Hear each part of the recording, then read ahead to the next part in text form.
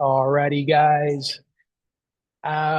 Today, what we're going to do is we're going to talk about social media. Social media is super important. And so I put together a little slideshow here for you to possibly follow, what I recommend you would follow, or at least very similar to this process that I have laid out for you guys for social media. So I just wanted to start off with a few statistics here found by the NAR, the National Associations of Realtors. Uh, let's check out the first one. It says 63% of sellers found their agent through a referral from a friend, neighbor, or relative, or used an agent they had worked with before to buy or sell a home.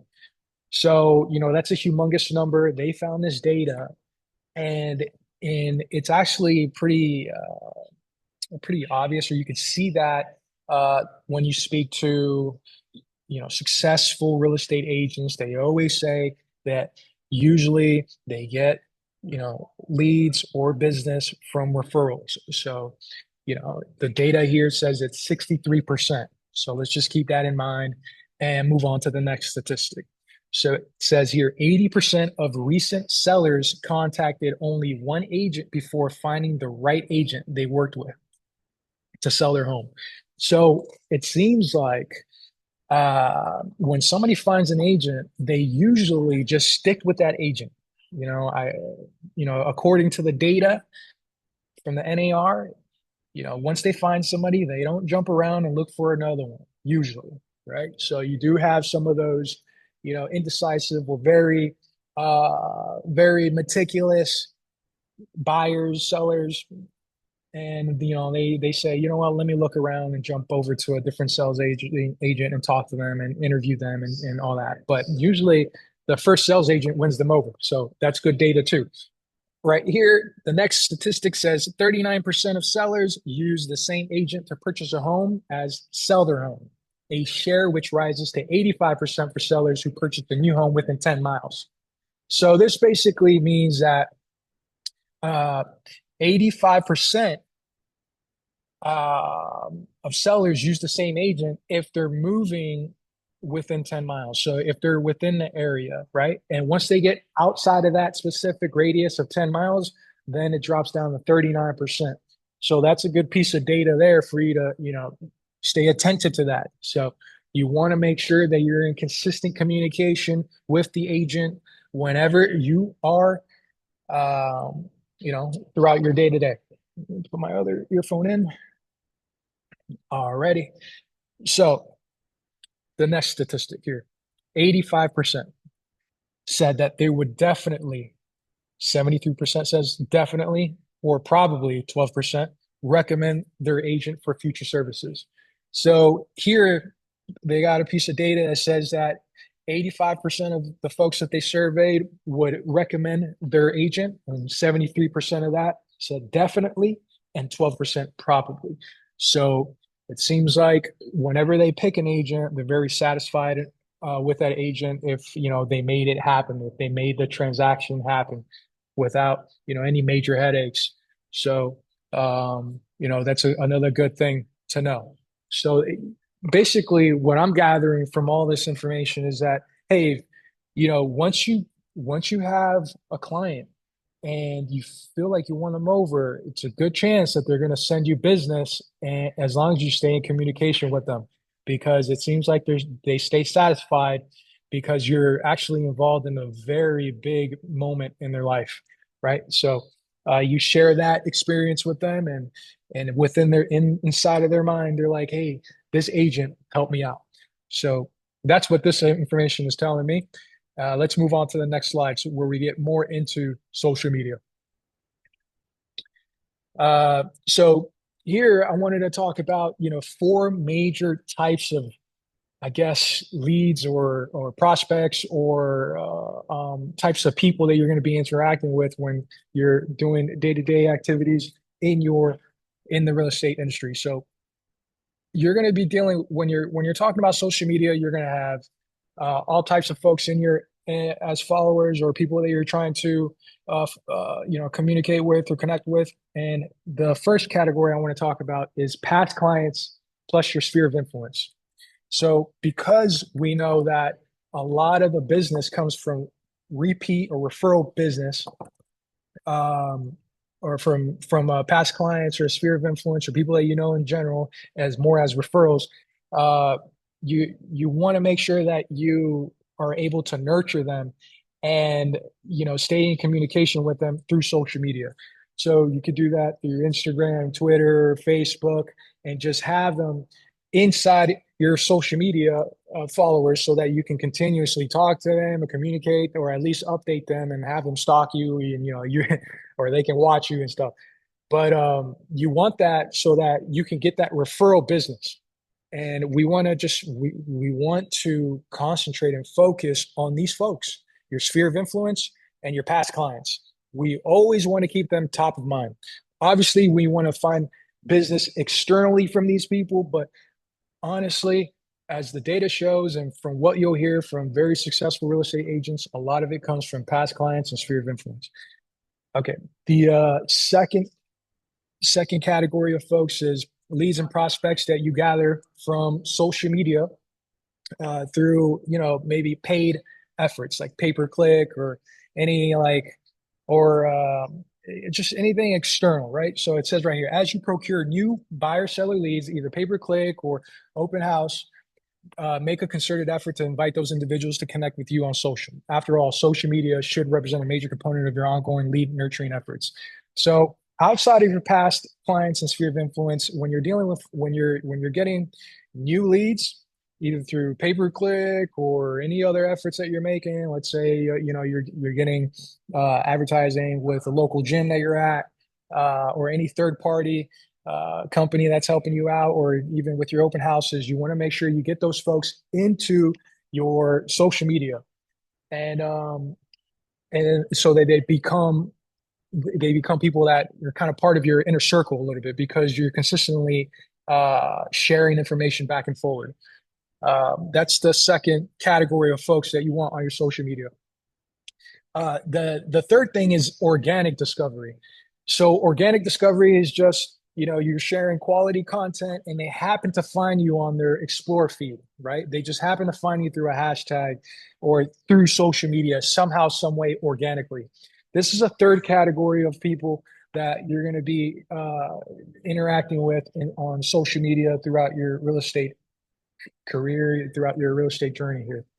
The fourth category is, something that a lot of agents don't really think about, which is other agents. You want to create an agent to agent network, especially if they're going to be from outside of the area. So at this moment, we're in Orlando and or St. Cloud, Kissimmee in the Central Florida area, but you might, find somebody on social media, or they find you from Miami. And let's say this Miami agent likes your content. Well, he might just, sell a home, help somebody sell a home in Miami, but they're going to move to Orlando. Well, they know you. Now they're going to send you a referral, right? And then you still get a check out of that. So that's an agent to agent network situation. There's four categories of people that you're going to be interacting with on social media. Next slide. So, you know, people ask all the time, hey, I just don't know how much to post or what I'm supposed to be doing with social media. Well, here's a plan for you. Okay. And this is more of like a full-time or like a very intense plan, but at the same time, it should be something you should be shooting for, because this is how you make social media work, right? So we got Instagram. You want to post every day. You want to post something every single day. Okay. You want to make reels as well. You want to do stories. You want to do all that. You want to do it every day. Um, Another thing on Facebook, I would say you want to do that every day as well. But sometimes it's recommended 2 to 5 times a week, just because of the platform. This is the data that I found online, and what was recommended. So about 2 to 5 times a week on Facebook. On LinkedIn, at least 1 to 3 times a week. You know, post something on LinkedIn, because those are the folks that are actual professionals, people, people who are looking for houses, people who, have the resource to make a family and, or, move into a place. So LinkedIn would be a good place for you to start, sourcing leads from. You can post, market updates, You post articles, all types of stuff. And this information you can actually, reuse from other social media platforms. So if you post something on Facebook that you feel like you can repurpose for LinkedIn, go ahead and do it. Make it easier for yourself. Twitter. Twitter is also getting humongous. It's not Twitter anymore. It's X. X is really big right now, especially for folks who want to stay informed. And usually the folks who want to stay informed are, kind of like the smarter folks or people who like to get informed and have knowledge and be able to make smart decisions and educated decisions.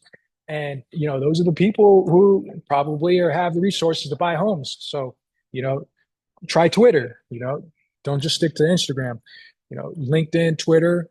It seems like a good place to find people with resources. Also TikTok, if you also want to have that entertaining aspect of things, TikTok is humongous, so you want to post at least 2 to 4 times a week. These are the main platforms, but there are other platforms that you can post on. But since we're talking about social media, let's just talk about the main ones. So here we are, all of these. Now let's go on to the schedule. Here's a schedule for you. So as you're going to see here that you have different types of categories of videos here, which I recommend that you do. So we have an entire schedule for the entire week, Monday, Tuesday, Wednesday, Thursday, Friday, Saturday, Sunday. And then we have about 2 posts minimum for each day, right? So on Monday, we could post something basic about real estate knowledge that puts you in an expert category where you're explaining something that you know about real estate. Hey, this is what I know. This is a fact. And this is something useful for you. So you're adding value and it has to do with real estate. That's on Monday, right? And then later on in the day, I would say document your life, make yourself, personable, or make yourself relatable, right? So you want to document your life. Hey, for people who like gardening, or people who like playing music, or people who have a family, people who like to go to the park for a jog, document your life, whether it's a video or a pic. So not only did you talk about real estate, but you're also a regular person, right? You're professional and a regular person that anybody can relate to. That could be something that you could post on Monday. On Tuesday, we do something that's hyper local. What does that mean?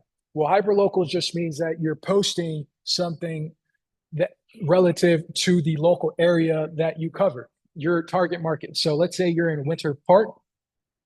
If you happen to be in Winter Park, then okay, well, then I'm going to go to a local restaurant in Winter Park and explain what I like about this restaurant and why it's amazing, right?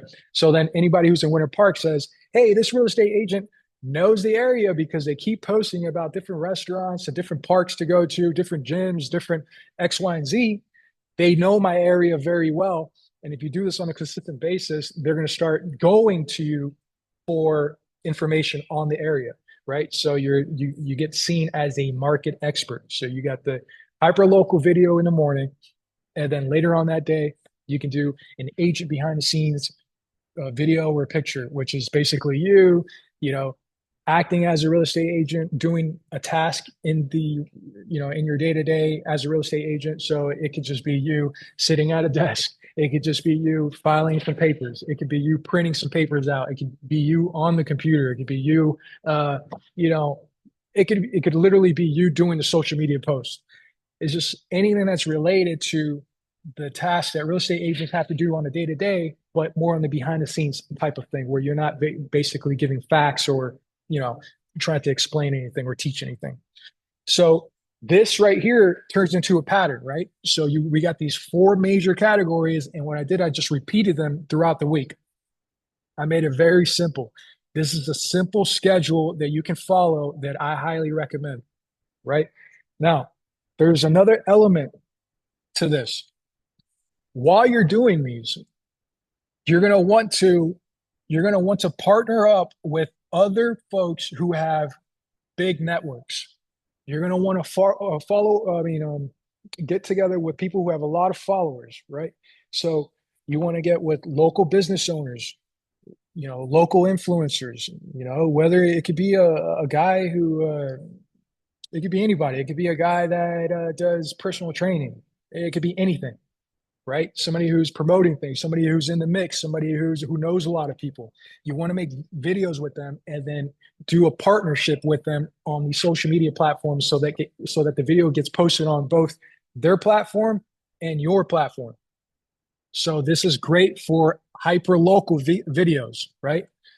So hyper local videos, restaurant owners, business owners. It could be a salon owner. It could be a bakery owner. It could be anything. Okay.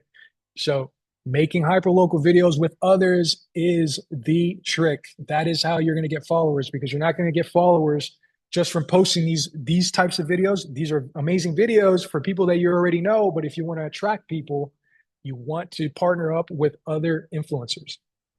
Okay. Let's see. Here's some pro tips here. It says shoot videos in batches so you don't have to do it every day. You know, you can come into the office, do a few videos, and then you're set for the week, you know? Pro tip number two, after you post these videos on your Instagram stories, save them to your highlights so that they're always viewable by new people discovering your page. Yeah, so if you have a very interesting story that you feel like is going to be valuable to people, just save it on there so that it doesn't go away. Pro tip number three, funny videos get the most attention. I know not everybody knows how to be funny on the spot, but maybe just look at some of the trends that are happening and see, oh, this is a trend. Everybody, a lot of people are doing it. I mean, you got to do it. You got to do something. At some point, you have to crack a joke or you have to be funny so that things go smoothly. So, you got to work on that too. So, and putting it on video somehow, some way, it's going to, it brings a lot of attention. It brings a lot of, what I'd say, people are going to want to look at you more throughout the week. All right. So what are some examples for hyper local content? Now I came up with some examples here for you guys to look through and pick one and pick a few and maybe come up with some ideas. But here's some main categories: local history in the area, right? So since you want to be a market expert, you want to be able to teach people about the area that you're covering. So you can go somewhere that has a lot of history, whether it's a river, right? Let's just pick something here, right? Give an overview of the natural features that have shaped the area and how those changed over time. Whether it's a river, a huge lake, it could be anything that's natural, a tree that's been around for a while. And if you make a video out of that, people are going to be like, man, this guy knows he even knows about the lakes. Like, that's amazing. He knows about the trees. It's, you knowing everything about your area makes you a market expert, right? There's more to choose from there, but let's look at the area resources category next. It says, list as many different resources as you can for people just moving to the area to get oriented for, and it says the Chamber of Commerce, right? So you can make a video with the Chamber of Commerce and say, hey, you can come here if you own a business, if you need resources, or if you need, help with your business. You can come meet the people at the Chamber of Commerce, of the local Chamber of Commerce. Neighborhood information. Let's go to the next category. So you can talk about, take your readers on a neighborhood walking tour. Okay. You can explain the origins of each neighborhood. Sports, recreations, let's see, parks, gyms, playgrounds, sports leagues, golf courses, right? Entertainment, let's see, museums, festivals, all that stuff. And all that stuff is actually fun. You know what I mean? So getting in the mix it's not just for business, it's actually, for fun too. Let's see what else we have here. Retail, services, schools, dining. I'm going to put this up on the portal so that you guys can have access to it, so you guys can review this when you have time. But there's a whole bunch of examples here that you can use. Here are more. Let's see, homes and ownership, about you, real estate, all types of stuff. Okay. Now, what about, hey, when you need to explain something, right? When you need to teach people about real estate and you don't know what to do, you don't know what to say, you look up on Google, hey, stuff to teach about real estate, and then you get all confused because you read an article and an ad pops out pops up out of nowhere and stuff. And then you just get distracted and you never end up doing it. So what you want to do is just use this little list of examples here that you can use, right? So let's say it says, what does 300,000 buy in St. Cloud, Florida? You do a simple video like that where you explain what does $300,000 buy in St. Cloud, Florida, and just do a 20-second video, 30-second video. Super simple. People want to know this stuff too. Let's see. When is the best time to sell a home? Okay, you can look it up, type it in Chat GPT, go on Google, and make a video out of it. Here are a bunch of examples here. Here are 50. We got a few pointers here. You want to add a link tree to your bio in all your profiles. Okay. You always want to ask for feedback in your post. You want to be welcoming and encourage people to reach out to you with any questions. You should add that to every post. Oh, here, call to actions. Your call to actions and captions whenever appropriate. That's what I meant. You want somebody to take action when they see your post. So you tell them to reach out to you with any questions. Okay. Or you tell them to do something at least. It says create and promote lead magnets that lead to a simple form on a landing page. We have that. We have the website. Okay. The website's amazing. We don't even need a landing page. You can create one if you want, but the website's amazing. Frequently asked questions in your Instagram stories. You know, if you really, really want to do that, get with me and we'll make that happen. Use polls on Instagram stories to identify people considering a move. Yeah, that's great. You could, once you get enough people, you can do an Instagram story. Hey, do you know anybody who wants to sell a home in the next 3 months? I have great news to tell them. And they could put yes. And then you got yourself a little referral there. Or it could just be them, the follower. That's pretty much it. I wanted to make it short and sweet. I gave you a layout that you can use. I gave you examples. If you have any other questions, please let me know.